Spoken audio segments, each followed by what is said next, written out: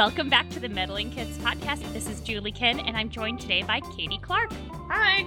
Hey, guys. Katie is joining us for another mini episode here to explore our ongoing question of what the heck is going on with Scooby-Doo. In our last mini-ep, I talked with Chris Osborne about, is Scooby possibly a human trapped in a dog's body? And Katie, I think you had some additional thoughts you wanted to share. Yeah, I always assumed that he had been born a dog. Okay. I mean, I like the human theory too, but I always assumed that he'd been born a dog because he has like a whole little family. I think we meet like 7 other members. What? So Okay. it could be like a magic curse, like that whole Hatfield McCoy type thing. I didn't realize that Hatfield McCoys had a magic curse that was at the base of their rivalry. Oh, maybe I'm thinking of like a ripoff of their feud. No, it totally could be. They appear, I think, actually in Scooby at some point. No way. Oh my gosh. So there's so much about the Scooby-verse I do not know. And for example, like this whole extended family. So I'm aware that there is a gentleman named Scrappy-Doo who's quite controversial. I don't know much about him beyond that. And I know that there's a gray dog who's in all the intros for Scooby-Doo, Where Are You? But we don't actually get to meet him in Scooby-Doo, Where Are You? No, which is strange. You're right. We'll meet Scooby-Dum later on. Scooby-Dum. Is he related to Scooby-Doo? Yeah, I think he's his cousin. At some point, Shaggy calls him his brother, but every other time, everyone calls him his cousin. So it's like Chinese names and other East Asian names where the first name is the surname, and then the second part of the name is like the individual specific. So Scooby-Dum, Scooby-Doo. For him, anyway, I guess. Or in their pack. For him, anyway, it was that way. Okay. I'm not sure what their strategy is, because Scrappy-Doo... Oh, right! Yeah, that makes sense. Part. Well, you know how immigrant families are. Sometimes they're like, okay, we got to be all American now, or Western. So, I don't know. True. Maybe they adjusted. Okay, my metaphor is going off the rails, so I'll just stop with that one. Because of this extended family, that gives credence to the idea that, yeah, he was born a canine. I thought so, anyway. All right. Now, how did they become so smart is the real question, if that's the case. In all of your Scooby watching, has there ever been an episode with Scooby as a puppy of like the origin story? I think you see pictures of him as a puppy sometimes. Aww. And then, of course, there's the A Pup Named Scooby-Doo series. Okay, so that I also have not seen. I mean, I'm aware of its existence. So more to determine. Okay, so what did you think of Chris and my idea of maybe a human woman giving birth to a dog man?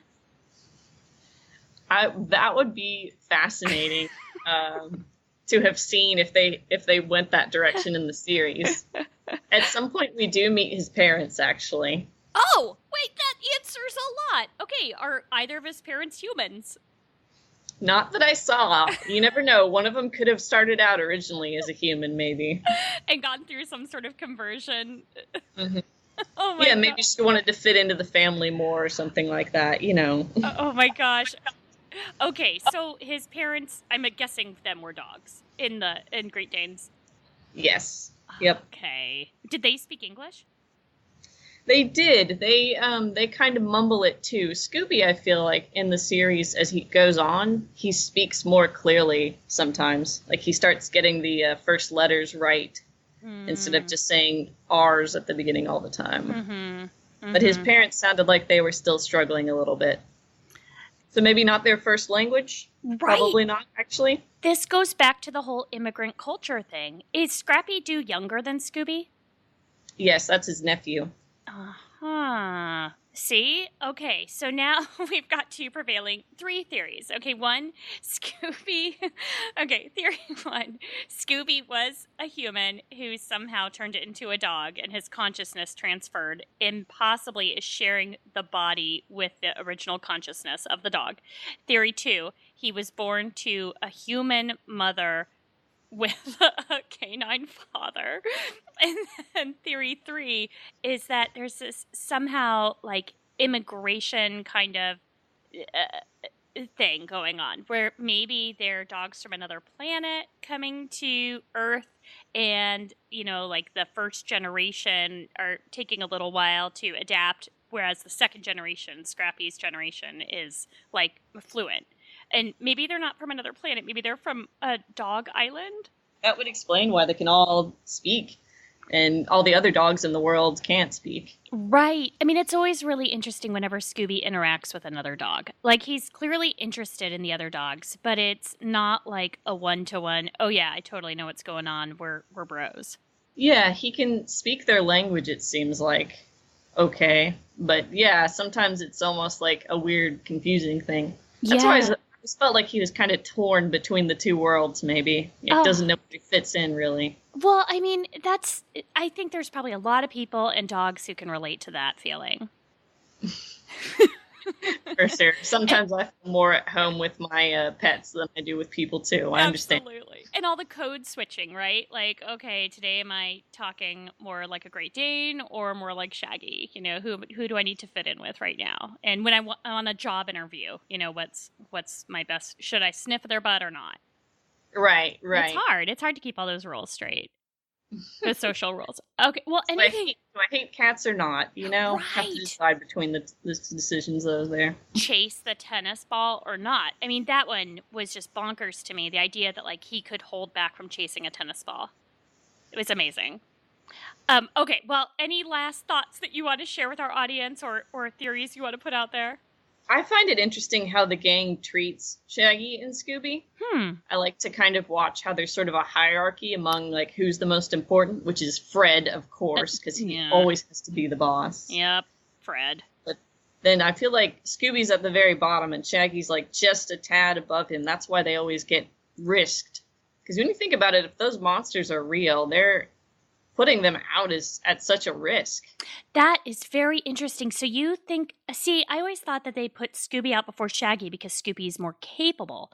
But that makes more sense that, I mean, like if you're thinking in war terms, you're going to send a private out before a general because he's more affordable.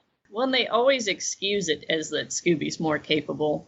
But, like, putting a dog out on a rope ladder that's kind of falling apart and stuff, like, I don't know if he is much more capable, really. That's true. And definitely not willing. Yeah, he didn't want to. And that lack of confidence really does transfer to be, like, lack of capability. I would think so, yeah. He makes it always in the end, thankfully. But yeah. It would be a very different show if he didn't. More like Mr. Ed, where they go through like 3 or 4 horses through the whole series or something. Oh, poor Scooby. It's so sad. Okay, well, this took a really dark turn. Thanks a lot, Katie. Sorry. Yeah, it's all right. It's all good. Gosh, okay, well, I encourage our other listeners to get in touch. I would be thrilled to Skype with you as well and find out what you think about this. How did Scooby come to be? What's his origin story? Maybe we could come up with a Meddling Kids podcast kind of like fanfic of like, how did this happen? We've got a few theories here. I am sure we can come up with a few more and somehow we'll center around to the truth. Probably. I like the alien idea that he's from a different world. That would be really cool to expand on. Yes, and then, I mean, you know, obviously if we're thinking like Fred, we're thinking, how do we go break and enter into that planet, right? Yeah. That would be pretty awesome. Dominate that race. Oh my gosh, it would be so fun. So many woofers. It would be a cacophony of woofers. Well, Woofers. Yeah, Woofland! Well, thank you so much, Katie. Next time you have some thoughts, please let me know because I definitely want to hear them. Awesome. Thanks for having me. You're welcome. Okay, and stay tuned, fans. We will be back soon with more Scooby-Doo. Quick thanks to Dave Seste for the use of our theme song, Night Surfing, and we'll catch up with you soon.